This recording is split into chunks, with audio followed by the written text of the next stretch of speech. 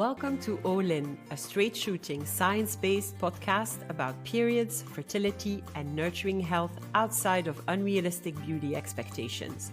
We will mostly, but not exclusively, focus on hypothalamic amenorrhea, HA, a component of relative energy deficiency in sport, formerly known as the female athlete triad. I'm Dr. Nicola Sykes, scientist and author of the book No Period, Now What? I specialize in helping people understand how their eating, exercise, and lifestyle habits are keeping them from hormonal health and their best life. My work focuses on regaining periods, improving fertility, and breaking free of the rules underlying diet culture. My name is Florence Gillet. I'm a certified eating psychology coach, a former HA patient, and an advocate of health at every size and body neutrality. I help people let go of their obsession with size and appearance to regain self-confidence, finally appreciate their bodies, and live an overall fuller, more joyful life.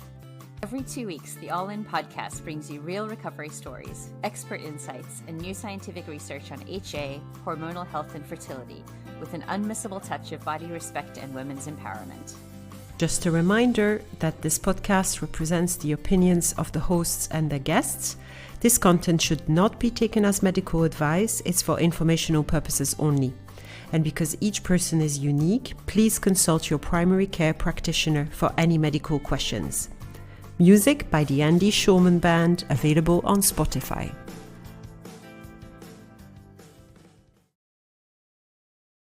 Hello, everybody. We're very excited today to have Helle Laursen with us. She is a certified mindful self-compassion teacher, MSc, and has over 20 years of experience supporting people on sick leave due to mental. She teaches open MSc courses online and in person in Denmark as well as internationally. She also teaches at the Center for MSc in the US, where she's a teacher trainer and supervisor of the MSc program, as well as teaching the live online MSc program regularly. Again, MSc is mindful self-compassion. Previously, she held the position of leading mentor coach in the largest coach training institute in Denmark for over 10 years, as well as the position of head of project for a regional-based 12-week program for those on sick leave from jobs due to mental health issues like stress, depression, or anxiety. Helle works with varied groups, primarily with social workers, teachers, psychologists, therapists. We're so excited to have you with us today, Helle. Welcome. And could you start by telling us a bit about what led you into the work you do today as a self-compassion trainer and teacher? Definitely, I'd love to let you know why self-compassion has become the main focus of my work life.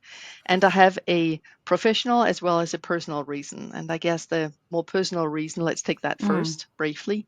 I have been the master of self-criticism in my life. I tried to perfect self-criticism. And that worked pretty well because there was plenty to do, right?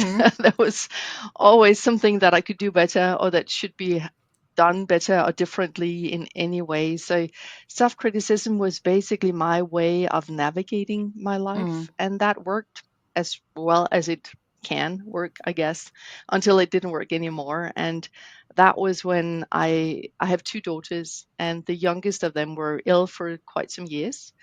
And that ended up in me getting divorced from my then husband and spending those years, 15 years, I've been a single mom. But that crisis of her being sick for some years and me having to deal with that and all those different struggles that obviously, that I had to face there, that was the time where I just knew I had to do something different. I just didn't know what. So I searched everywhere. And it took me quite a long time to find out the simplicity of the power of the relationship I had to myself actually was the most powerful place I could start. So I had lots of detours. It took me a long time, but long story short, at some point I met a therapist who taught me the very specific, concrete, and yet subtle art of turning toward difficult feelings instead of running away from them. And over some years, that changed everything for me because suddenly, my life was still messy. I still had the same troubles and problems and issues I had to deal with. But I started slowly but certainly to relate differently to myself in the midst of all of that messy life that I was in. Right? And so I started not fearing whatever was here or within myself as much. And that's what I mean by it changed everything. And then in my professional life, I was at that time the daily leader of that municipality based project of people on sick leave due stress and depression primarily. And at some point, there was someone on my team, a psychologist, she said to me, you know, Helle, when you speak and when you teach and when you talk to our participant, you sound like this lady. Do you know her? And she gave me Christine Neff's book on self Ah. compassion. And I was like, never heard of that. It sounds odd, doesn't it? So I still remember on the way home from work that day in my car, I was like reflecting self compassion, self compassion. I've heard it somewhere, but I didn't remember where. Until I got back home on my bookshelf, I had Chris Germer, who's the clinician behind that mindful self compassion program. I had bought his book. I'd only read a few pages, that's sort of what I still tend to do actually, just buy the books I want to read and I don't necessarily fully get through them, right? And so I was like, oh, that's curious, right? And I Googled the two of them, and they had, just within those few years earlier than that, created this mindful self compassion. And they were offering the first European teacher training, only the third teacher training of all in the world, if I recall Wow. correctly, at the time. And they were offering that later that same year. So I did what I had to do and got on to that. And it's quite a brief, condensed training program of self compassion, right? And in many ways, that was what I had hoped for. Someone had told me, so I didn't have to spend those 10 years finding out those different ways of how to turn toward difficulty, how to build our own self energy or self esteem in the midst of chaos or difficulties. And so the mindful self-compassion program is a very easy and very specific, concrete way into building those internal resources that makes us stand stronger. So that's the personal and the professional avenue of me teaching self-compassion internationally today. That is amazing. Thank you for that, Helle. And yes, we're very happy to have you. I didn't know you were one of the first European professionals being trained in MSc, actually. For our listeners who don't really know anything at all about mindful self compassion, what does that mean? And how does that maybe differ from other types of compassion, self compassion, mindfulness that maybe people would have heard about? Mm. So yeah, there's a few different things to say. Maybe today I imagine that we'll be talking in general about self compassion. Mindful self compassion, the MSc program specifically, is an evidenced 9-week program that is offered in person or online. It helps you build resources. It's not therapeutical, it is more for the general public, but anyone can join. It is basically self compassion is a way of building internal resources. So if we compare it to mindfulness training, let's take that first. Mindfulness training usually begins by starting to bring awareness to what am I experiencing? Like what am I hearing or sensing internally, externally? The what am I experiencing and then relating to that, right?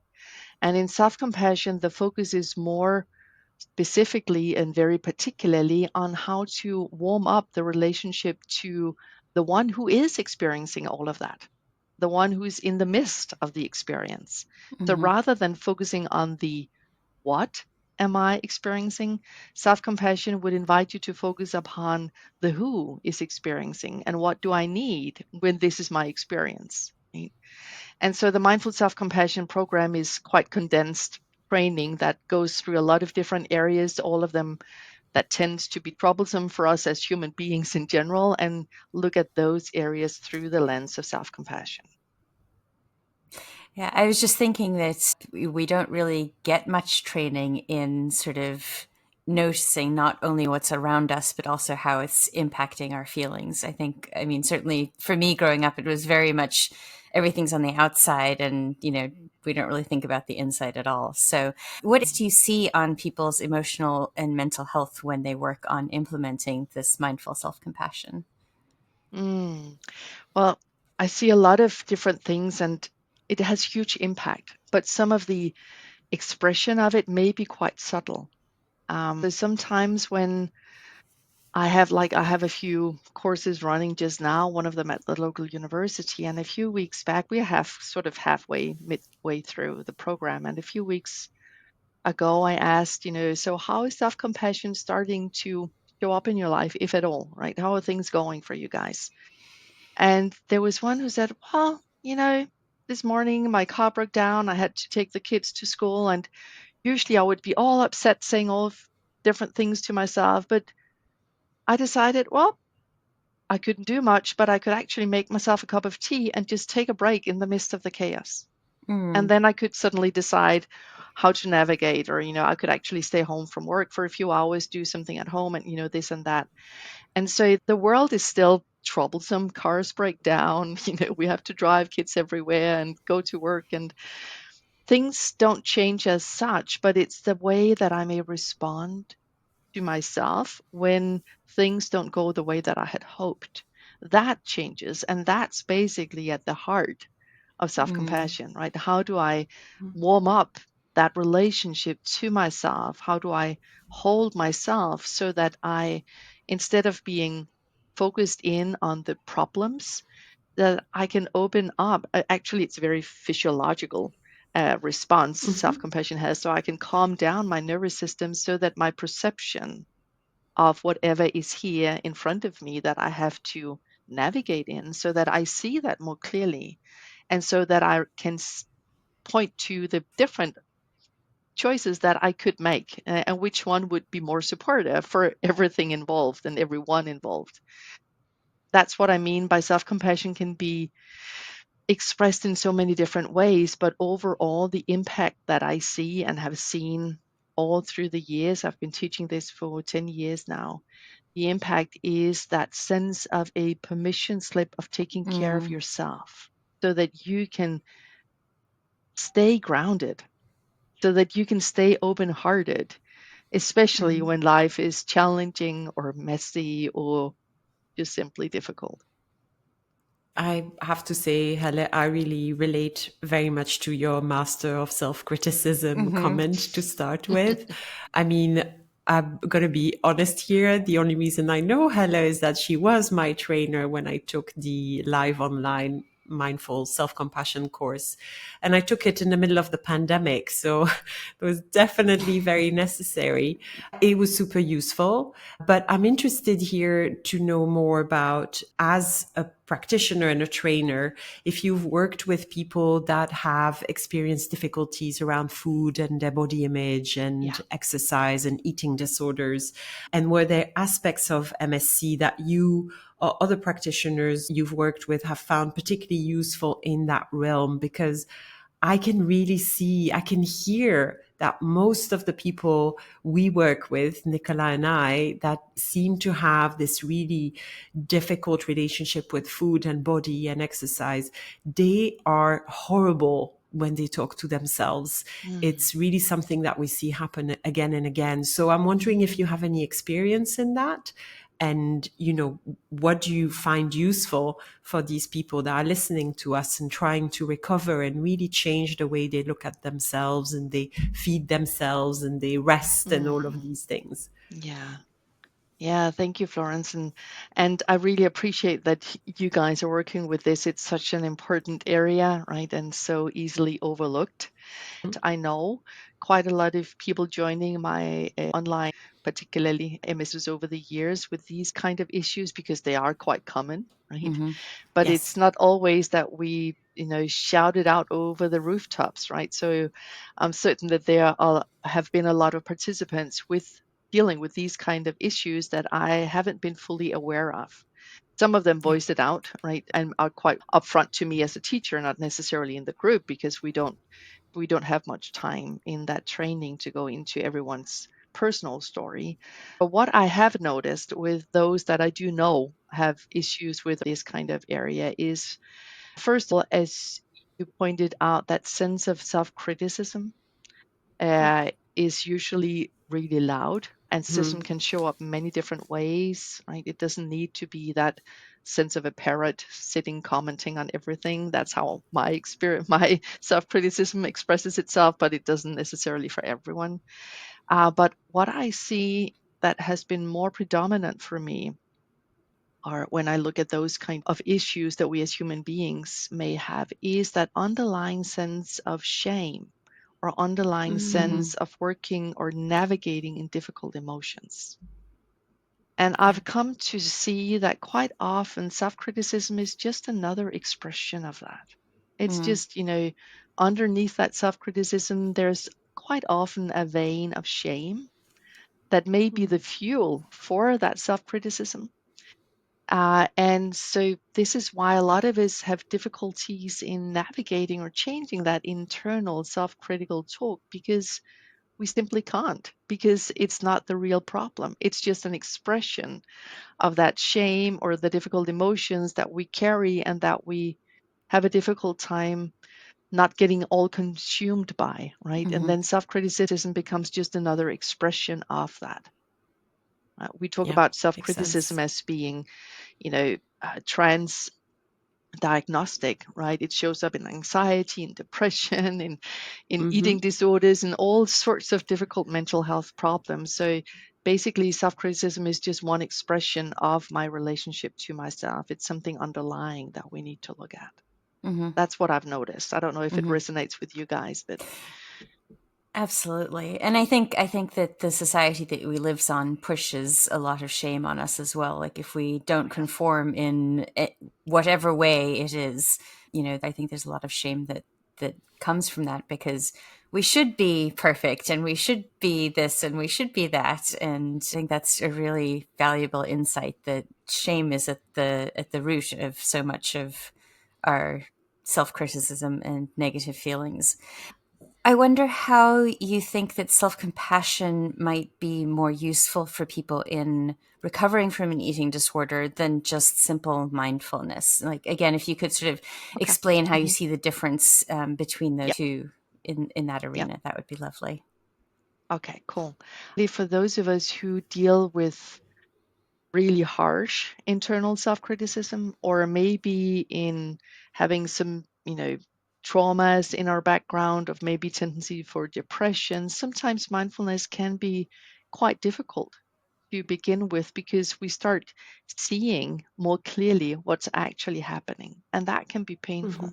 Mm, And I'd say that that was my own personal first encounter with mindfulness, that it was really uncomfortable for me because I could see with more clarity that inner criticism, that inner harsh voice, and I had no idea what to do about it. I mean, Yeah. so if it's really difficult for us to be present or be mindful or, mm, start noticing what's happening within ourselves or how we relate to others or ourselves, then what self-compassion does in contrast to that sense of adding in awareness, which is needed, but self-compassion just has another starting point. Self-compassion would say, don't focus upon what you're noticing, focus upon what you need just now. mm, So if you're experiencing difficulty, like wishing I was perfect or wanting to fit in or be a little bit better in whatever area of my world, if you notice that that kicks in and consumes you for a while, then ask yourself, what do I need just now? Or what could be supportive for me just now, rather than focusing on the what am I truly experiencing. mm, So it's not that mindfulness wouldn't be able to work with that, but you just need to work quite long time or quite far into mindfulness before you add in that more explicit warmth.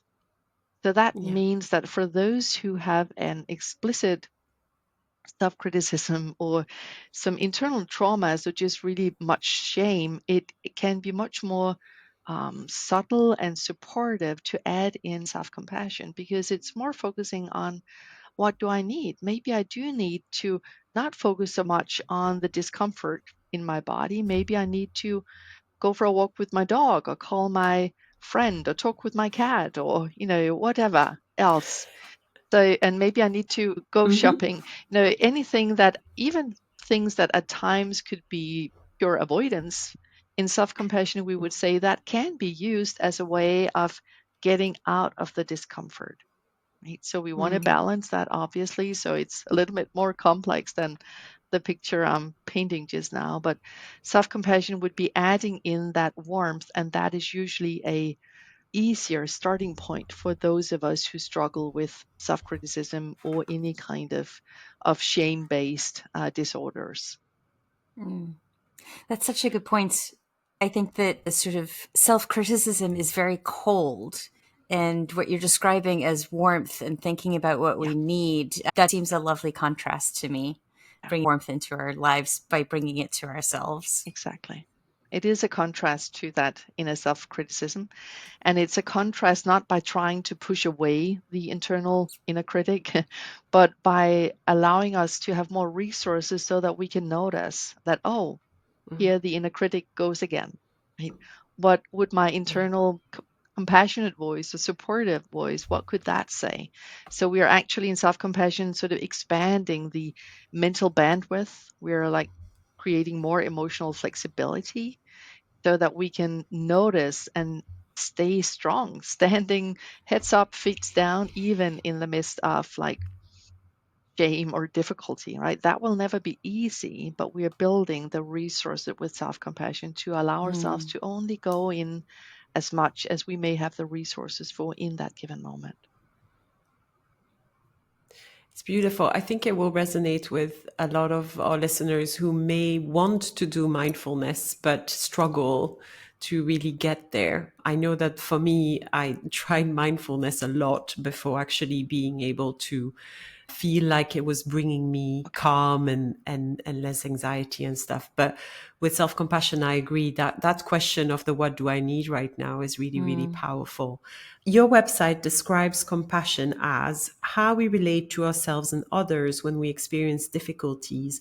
And it mentions that treating ourselves with compassion can reduce stress, anxiety, depression, self-criticism, burnout.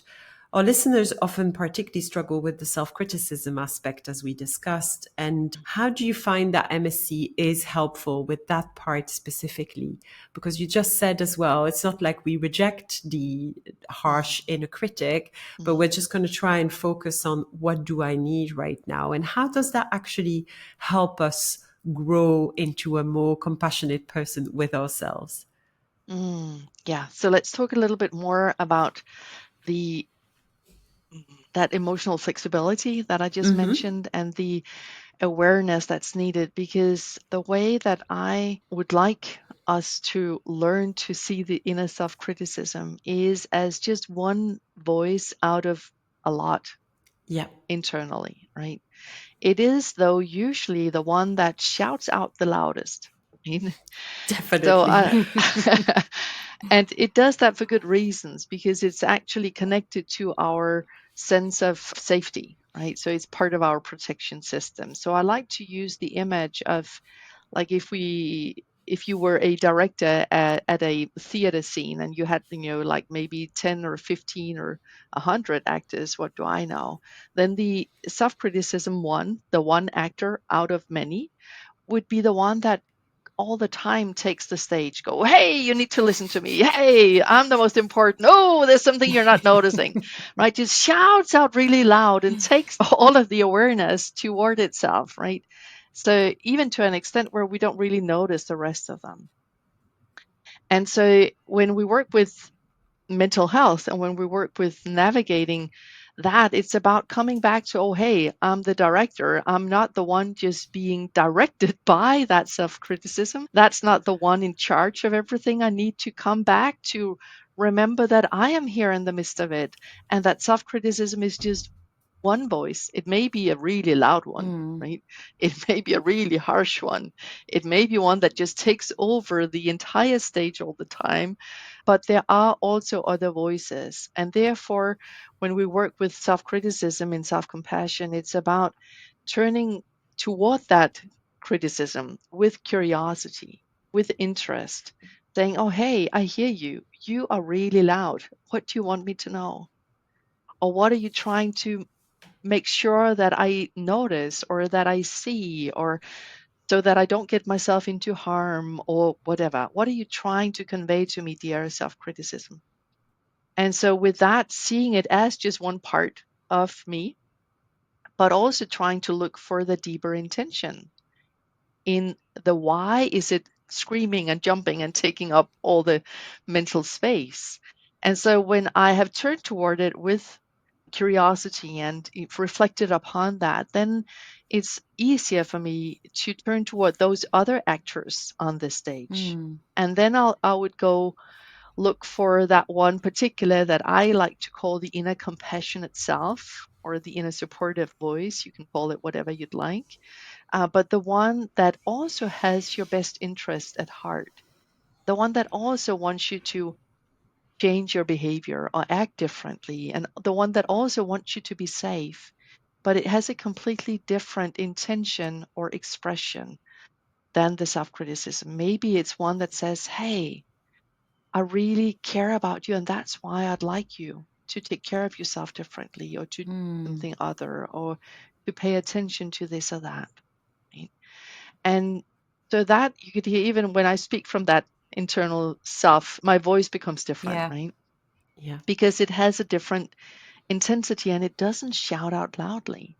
It just sits there at, the one corner at the backside, and it's already there, but we need to focus upon it. We need to bring awareness to the fact that I am all of this, right? Otherwise, I can't hear that more subtle voice, the softer voice from the back that says, "Oh dear, what's truly the best for you just now?" Because if I don't pay attention particularly to that and ask for that, then the self-criticism will jump in and say, "Oh, danger, danger!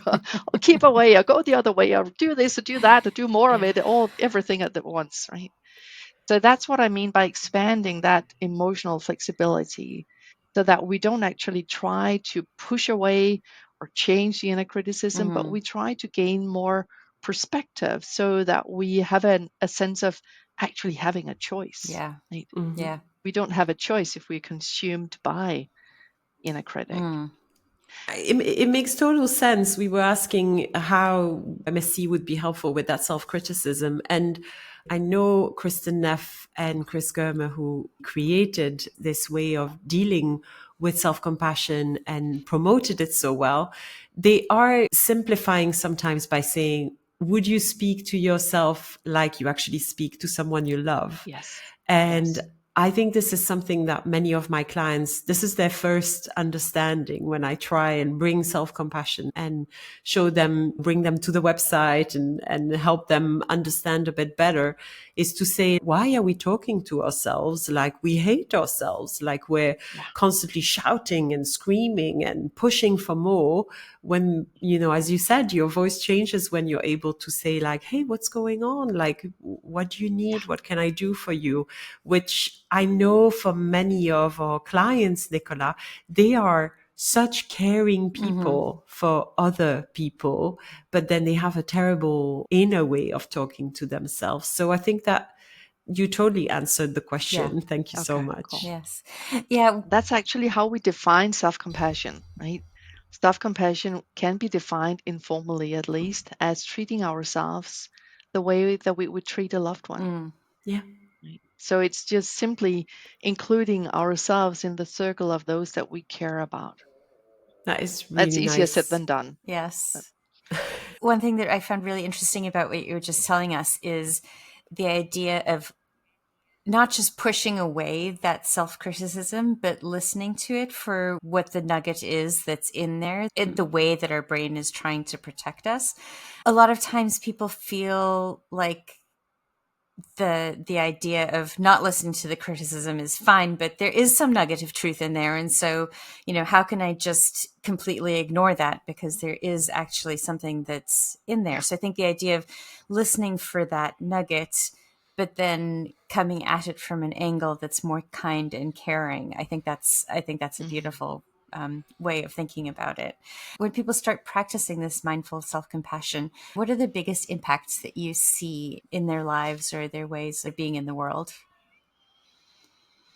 Well, in many ways, this is actually at the heart of it, starting to support ourselves, starting to notice what I typically do toward myself or say to myself, how I typically act toward myself, and see how different that is from how I respond or act toward those that I care about.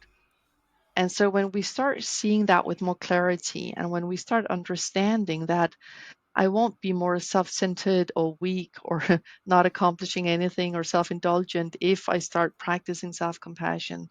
Then it becomes much easier just supporting myself. And so the impact would be that sense of greater ease, a better mental health, but also a better physical health, Mm-hmm. easier to take care of my body, easier ways of making changes, even those lifestyle changes that, may Mm-hmm. take years, right? Anything that I would want to accomplish that would take me many years, maybe it becomes easier staying on that path, because when I fall off the track or stray from the track, it's easier to get back on.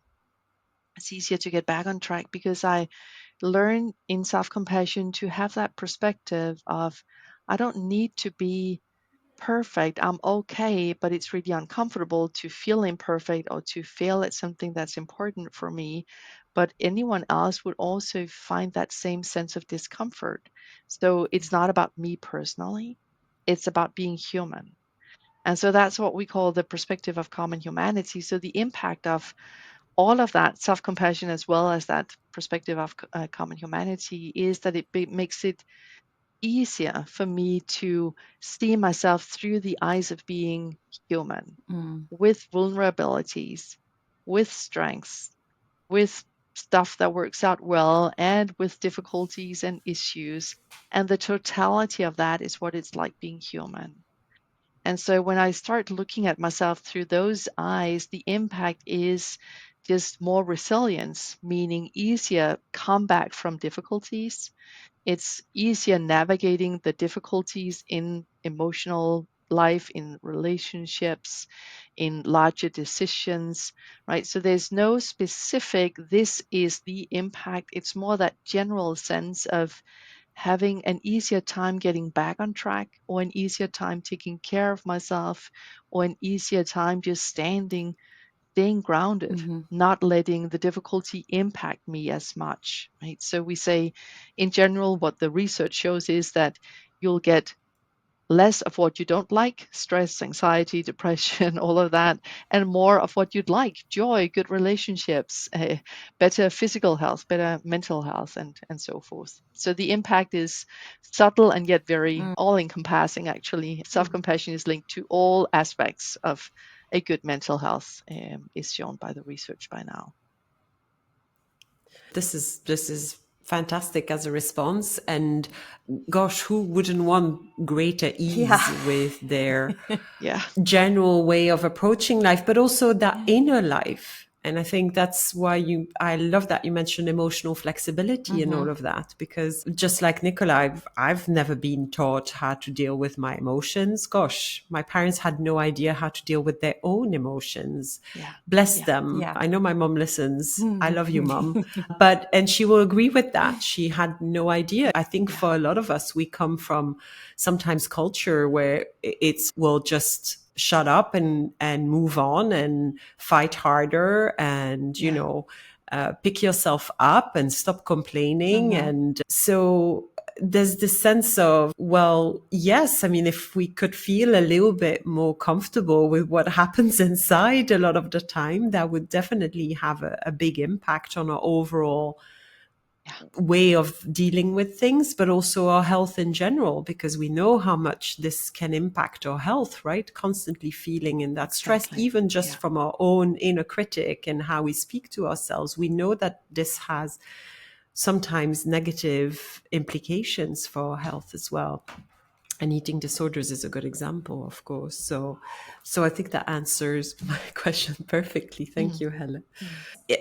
For people who would want to know more about MSC, have never heard of it, what would be the first point of contact? What would be something, maybe a tool that you can recommend or something they can try? I know there are plenty of resources that are actually Mm. available online. So Mm. where do you typically recommend people start looking for more information? Well, let's split that into two. So first, let me give a few sort of suggestions for what you can do just now. Then you can go look for Yeah. resources afterwards. Is that Perfect. okay? Yeah, of course. So one thing would be what we've already sort of discussed a little bit more generally, noticing that sense of how do I treat a loved one, or what do I say or do towards someone that I care about, and then start doing that toward yourself just once in a while, right? Or maybe when you are in the midst of your everyday life and you're tired or struggle with something, you could ask yourself, what would I say to my best friend? Or what would I say to whoever I know that I care about, right? And then see if you could take that message and offer that to yourself. Right? So in other words, it's just a perspective shift, right? It's not a specific, sort of way to behave differently, but start noticing how you treat yourself, how you treat someone that you care about, and see if you could begin once in a while adding yourself into the circle of those that you care about. So maybe that would be just taking a 10-minute nap before the kids arrive home, or just allowing myself to enjoy the sunset or go to the beach or whatever else, right? It doesn't have to be necessarily anything fancy, but just Yeah. have that perspective in what would I suggest someone that I care about, and then do more of that. And in Great. addition to that, we could do what I usually, when I teach self compassion, would call behavioral compassion. So that would be do anything of what works for you, right? Go to Mhm. the spa, take cold showers, whatever. Watch Netflix and eat ice cream, whatever works for you. But whatever brings you joy, whatever energizes you, whatever is something that you turn toward, put on music, dance, Yeah. sleep, whatever, right? All of that that you already do, listen to audiobooks, do more of that, right? Do more of what makes you feel inspired or joyous or happy, or just gets your mind out of that troublesome place of the self criticism and onto something other. So, what do you already do would be the question, right? And then make a long Yes. list and ask yourself, what even more could I do? What can I do when I'm at work? What can I do when I'm home alone with the kids? What can I do in the weekends? What can I do once a year? Do more of that. Add in more of what you could already do that works for you. So that's behavioral self compassion, right? We already do know what compassion is. So just adding in more of that. So, as you see now, a lot of what I teach and what I like to focus upon in self compassion is all these ways of informally adding in some of that warmth. And the Makes third way sense. that anyone could start doing is to have that image of you being the director, and this, at least the theater stage would be the inner criticism and the inner compassionate voice, right? And just see if you could turn toward those with curiosity. If the internal criticism takes you over, then don't do it alone, then find a therapist to work with. But you can try and turn toward that internal voice of compassion, right? The one that says, I deeply, deeply care about you. And that's why I'd like you to make a change. What would that say to Yeah. you in that moment? Maybe write a letter to yourself, right? From that perspective, from that voice. So those would be three different ways of adding in more self compassion on the go already today. Amazing. Yeah, Thank you, Helle. that's lovely. And the resources, where to go look for it, you could Google self compassion. You can go to my website, Yes. nordic-compassion.com. Okay, We'll put it in the Yeah. notes. thank you. Yeah. So there's a freebie there as well. I'm working on my English website just now, but it'll be expanded much more over the next few months. And there is a little freebie already to help you get started into this little change in perspective so that you can add in some more warmth into Fantastic. your own life already. So we just had the holiday here in the U.S. called Thanksgiving, and it's family oriented. And it was hard for me this year because I've had a lot of changes in my family over the past year. So it was really challenging, and I was having a particularly hard time the day before, and I ended up putting on some music and dancing around my kitchen and having a glass of wine while I was cooking and doing all of those things that you were just, I mean, it's really what you were just talking about. It really helped me sort of have a better day. I mean, it sort of pulled me out Beautiful. of that sadness about what I didn't have and sort of reminded me of the things Yeah, that I do still have. I love that behavioral aspect beautiful. as well as the internal thoughts and being more compassionate to ourselves just in our heads, as you were just talking about. Yeah, thank you. Thank you for adding that, Nicola, because what you're talking about here is that emotional flexibility, that the difficulty or the discomfort is still here, but I can add in some support, right? And not making those two polarized opposites but being able to give myself just support or just do dancing or music or whatever is adding in some joy just because this is a difficult day for me Yeah. or there are difficult changes in our emotions. So not putting it as either or. I can be happy when this is sorted out, but Yes. just because this is as it is, how can I support myself just now? That's the heart Yeah. of self-compassion. Beautiful. Yeah, so thank you for that. So we call our process of recovering not only our menstrual period, but also sort of stepping into a life where we're less focused on food and exercise. We call that being all in. We also Mm. think of it sort of as encompassing a bit more than just food and exercise, but really just something that we're passionate about, that we're, feeling good about. So can you tell us something about that you're all in on right now? Yeah. Well, I'm all in on navigating perimenopause, Oh, and that mm-hmm. takes a lot of, you know, Yep, me too. difficulty Uh-huh. actually for me. So that sense of suddenly things just respond internally differently from what I would expect. And I can't necessarily drink the coffee that I would prefer because my body just responds differently suddenly from what it used to, right? And the getting back on track is my mantra because this fall has been really, really challenging for me in many ways. I've been swamped with work, which is beautiful, but there's also been some family issues that needed a lot of time. And so I get off track. I forget what I know I need to do. I get out of my routine. I get away from my strength training. I drink too much coffee or I eat too much of the chocolate and all of that when things go a little bit too hectically. So I'm all in trying to get back on track. I think that's how navigating perimenopause is for me. Just again and again getting back, oh my gosh. Mm-hmm. No, again, what did I forget? What did I do? Oh yeah, I was a bit busy. Oh my. So back on track. Oh God, I wish it was just easier for me, or I wish that it was, over and done with, sort of thing. So, guess I'm all in reminding myself of the messiness of being human, of the struggle when changes are forced upon us, Yeah. and the constant having to reorient myself into what is needed, which is not always what my mind wants me to focus upon, but it's what I need to focus upon. So that's the all in process. I guess trying to say yes to the process of life Mm-hmm. rather than Yes. say yes to the end product because I can't force it. It takes time, right? And yet everything in me responds to what's happening here. So I'm trying to say yes more and more fully to life, and that's a bit messy. Quite messy at Definitely. times, I'd Yeah. say. Yeah.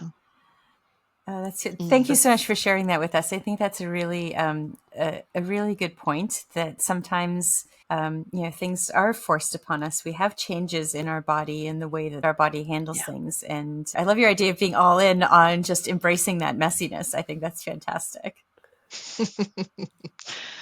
And that's the point, because also with self compassion, actually, that we can't strengthen that muscle of self compassion enough to not run into Yes. changes or troubles Mm-hmm. or difficulties or challenges. That's inevitable. That is just inevitable, right? So the issue is more of how do I navigate that?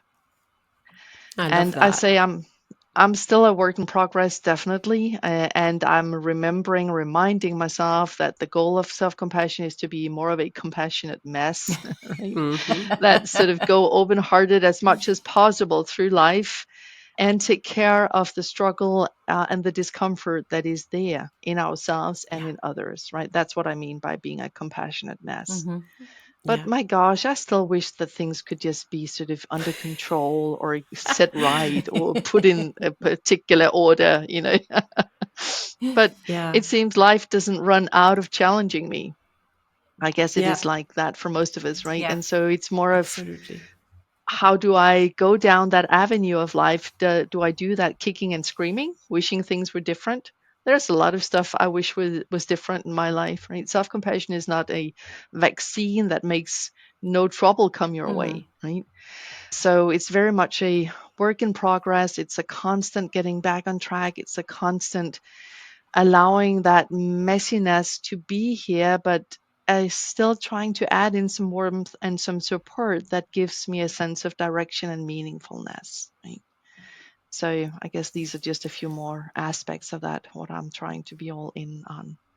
Wonderful. A It bit messy. really resonates Yeah, for me me because too. I sometimes say to my clients, we have this vision that healing happens and then that's it, you're healed. Everything is so easy now. And I'm like, no, that is not what happens. I find that healing is a practice.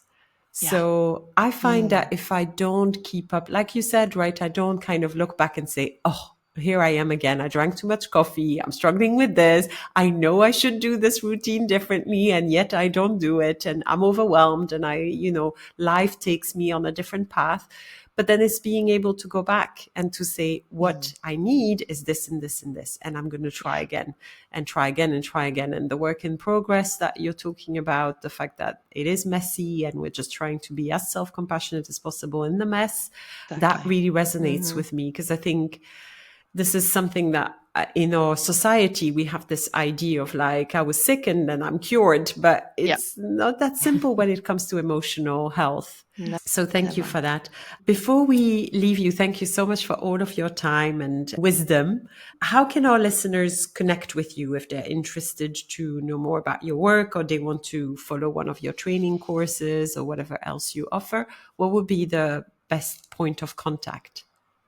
The best point of contact would be email. Go to my website, nordiccompassion.com, or just send me an email, helle@nordiccompassion.com, or sign up for my newsletter because I do continuously offer international courses online, also in English. I offer it through Center for MSc in the US, but also through their European partner, Self Compassion Academy in Holland.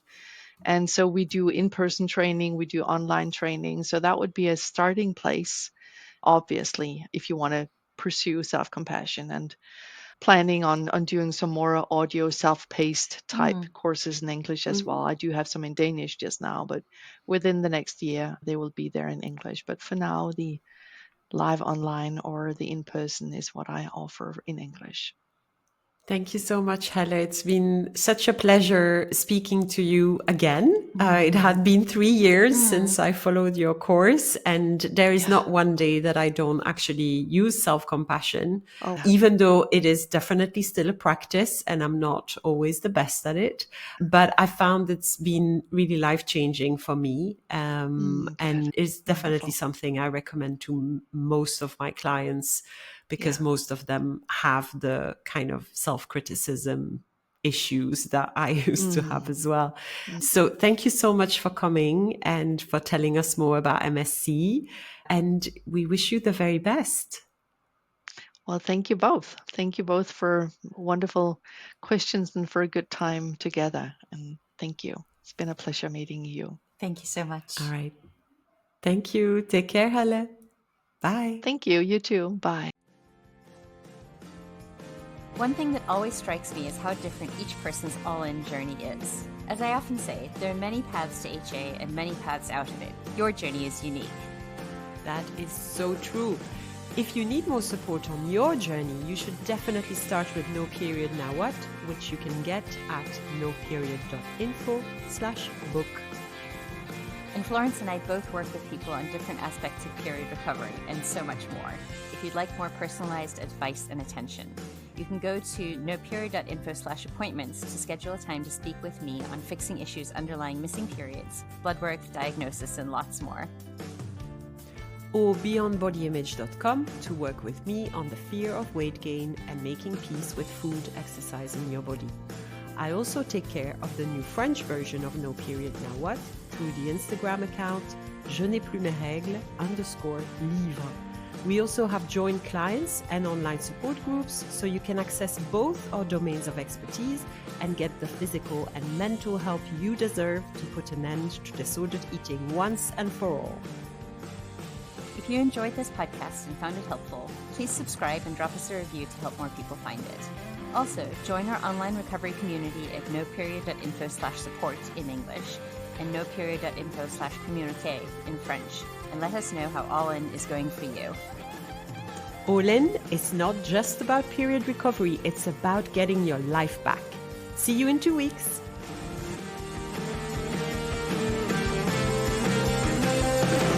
You were lost in battle till you got lost again. You were lost in battle. Now find yourself and then take all that you learned about love and loss. Pleasure and pain, and never get lost again.